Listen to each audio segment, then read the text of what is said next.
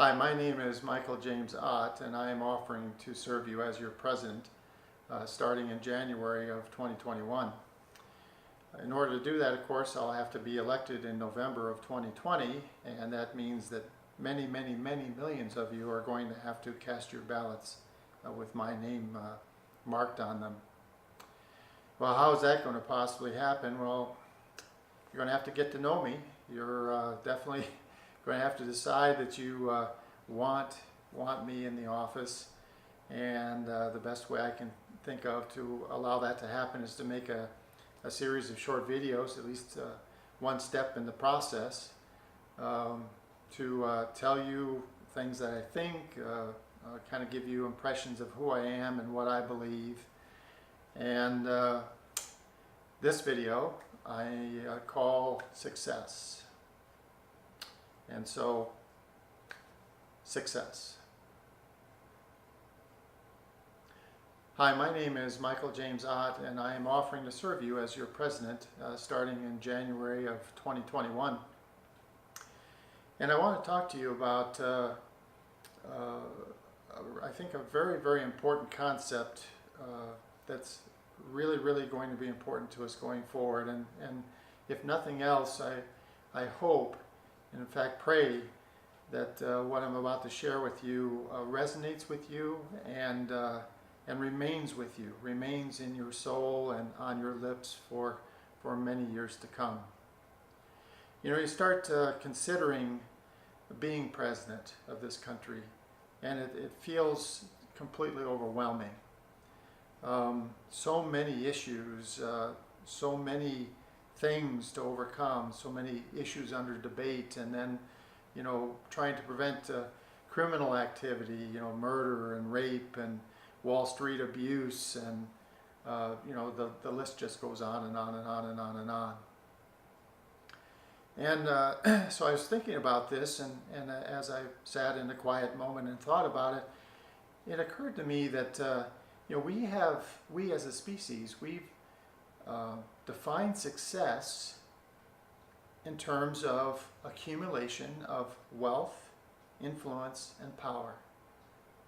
WIP, wealth, influence, and power. And in fact, our laws, they really are trying to prevent us from egregiously going beyond the rights of an individual and moving into the rights of someone else in regard to, you know, preventing us from, we've decided there's societal norms to prevent us from doing certain things to accumulate wealth, influence, and power. For example, I'm not allowed to kill somebody else because they're wealthy to get their money. That's against the law. And I'm not allowed to threaten people with violence because I'm intimidating them and influencing them, and I'm holding power over them, and unfairly so, right? And so I'm sitting here and thinking, you know, you think about where this has been and our definition of success, and then you think about individuals. I think generically we kind of talk about these type A individuals. So these are individuals, they were just born with a motor. They were born to want to succeed. They're born to succeed. They just are driven to succeed. Well, when my definition of success and your definition of success and everyone else's definition of success is the accumulation of wealth, influence, and power, what does that cause the type A's amongst us to do?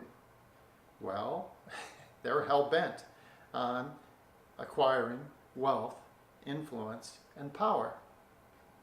And they do this in all kinds of ways, and depending on, you know, their genetics and how they're raised, sometimes they do this mostly within the law, or all the time within the law, or sometimes they go beyond the law.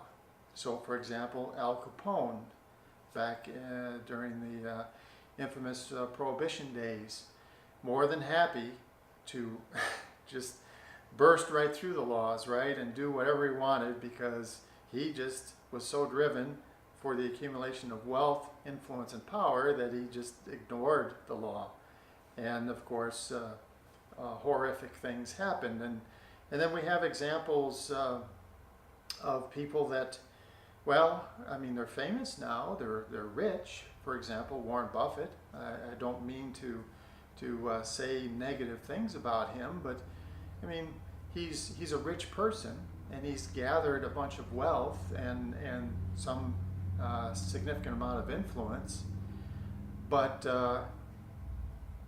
you know, what sort of positive thing has that meant to the planet?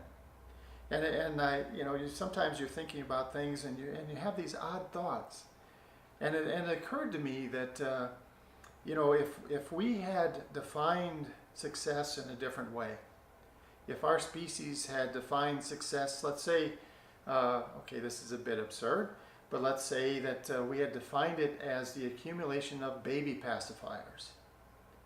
Well, what would happen?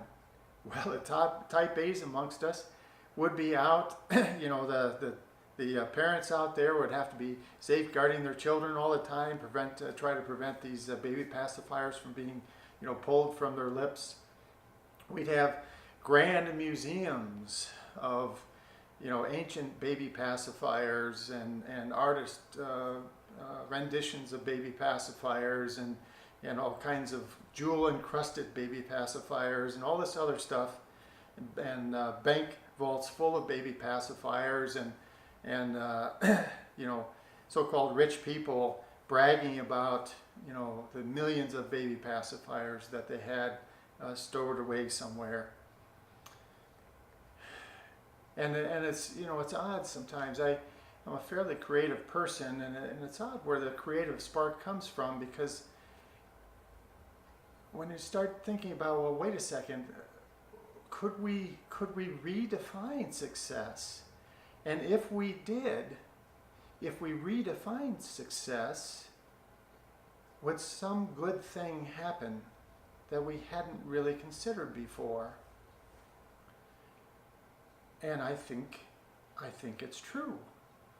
I think that if I and you and the rest of us out there, all of you that might watch this video or you might speak to, your friends, your neighbors, if we were all to redefine success, and to redefine it in terms of, not in terms of wealth, influence, and power, but in terms of service. Service to the planet and the people. The duration of that service and the quality of that service. So PDQ. If we were to redefine in our own lives and in our perceptions of other people's lives the definition of success, serving the planet or the people on it, the duration, in terms of duration and quality of that service, if that was our framework for the definition of success, then the type A's would be out there trying to succeed, just like they are today, except for now the paradigm would shift. They would be struggling mightily to try to serve the planet and the people on it, and trying to figure out how to do that in a very durable, long-lasting way, in a very life-affecting, high-quality manner. And so now you think about, under the current definition, these laws are like fingers in a dam or in a dike. We're trying to stop the current definition of success from leaking out too much into, fraud and murder and insider trading and on, right? Now, with the new definition of success, in terms of service, and the duration of that service and the quality of that service, well, if some type A person, some driven person excels or exceeds or goes beyond what they originally promised, let's say they originally promised or were driven to help 50,000 people. They were going to make sure they had clean water to drink and adequate food to eat. Okay? And they bust through that, and they actually help 100,000 people or 500,000 people. Well, that's not That's a bad, no, that, that's a good thing. That's a good thing. They're pressing the envelope. They're exceeding expectations. They're driven to do all that they can, and the more that they do, the better things are. The better things are for the people and the planet. It's a win-win-win situation. So I implore you to do as I have done. Redefine success in your life. Redefine the perception of success in terms of throw away the old perception, right? Throw away the old definition. Get rid of power, influence, and wealth. Get rid of it. Get rid of it, right? Adopt a new definition of success. Service to the planet and the people on it, quantified by the duration or the durability of that service and the quality of that service. How much does it really impact the planet and the people on it? And if you were to do that, you would see amazing changes in everything that we do, in everything in our society. Now here, it's actually a little bit of a miracle, because you can make this change. You can redefine success right now. You don't need your parents' permission or your siblings or your spouse's permission. We don't need an act of Congress. We don't need a constitutional amendment. We don't need an act of God. We just need you. You to change your definition of success.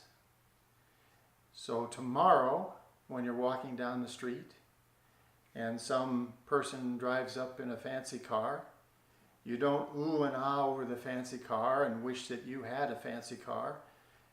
The person gets out of the car and you say, well, that's a nice car. Tell me, how are you helping the planet today? How are you helping the people on the planet today? Do you think that car is helping? I really wish that you would work on serving the planet and the people today. And of course, in all fairness, he might say to you, what can you do? What are you doing? And quite frankly, as we in the past have woken up and thought to ourselves, well, how could I be more successful in terms of wealth, influence, and power? Every morning when you wake up, nearly every morning, you should wake up and say, what can I do for the planet today? What can I do for my neighbors and friends? What can I do to serve so that I can grow my wealth in terms of service to the planet and the people on it, the duration of that service, and the quality of the service. Now I want to bring up one particular individual, and I beg his forgiveness here. I have absolutely no permission to mention this fellow's name, and I hope in the end he finds what I'm about to say about him fair and reasoned and appropriate. So many years ago, we had a president, and his name was Mr. Jimmy Carter. And Mr. Carter served back, I believe it was in the 70s. And I have to say, and I think he would also agree, that most historians would say that he did not do the greatest job as president. We had the Iranian hostage crisis during his presidency, and we really struggled with economic factors and stuff, and I am in no way trying to blame all of that on Mr. Carter. There was many very difficult circumstances, but in the end, history will probably judge that he was not the greatest of presidents, and maybe that's unfairly harsh, but I believe it to be true. However, Mr. Carter has done unbelievable service to the planet and the people on it in terms of duration and quality. Over his many decades now on this planet, he has tried to negotiate peace in the Middle East. I think I've been told 3 or 4 times. He's been a major contributor to those kinds of efforts. I know I've seen articles about him and programming where he has gone to some of these impoverished nations where people are struggling with poverty or parasites or pestilence or disease, and he's been a major contributor to groups that have organized to go assuage some of the suffering of these people. He's been active in Habitat for Humanity, which is a great program where you you basically give people, they say it's a hand up, not a handout. So you help people build their own homes so that you have people living in affordable housing, and it makes that family, that group of people, that much better. They're safer and more in tune with how to succeed as in their structure with society. And on top of all that, he teaches Sunday school at his church. And so what I would want to say, and I do absolutely say, is Mr. Carter, while history may not look upon him as one of our better presidents, for sure people should look upon him as being one of the most successful humans that we've ever had on the planet. And I only wish I could do 1/10 of what he has done for the people and the planet. So, please redefine success in your lives. It's possible. You can do it today. Remind yourself every day. Throw away the old definition. You don't care about accumulation of wealth, influence, and power anymore. You don't care about it for yourself. You're not interested in watching other people accumulate those things. In fact, just the opposite. You're interested in serving the planet and the people on it in a durable way and in a way that has meaning and a high level of quality on the impact for both the planet and the people. So again, my name is Michael James Ott, and I offer to serve you as President of these United States starting in January of 2021. And now I put to you a question and a challenge. Will you take my hand? And will you walk with me, side by side, to a better and brighter tomorrow?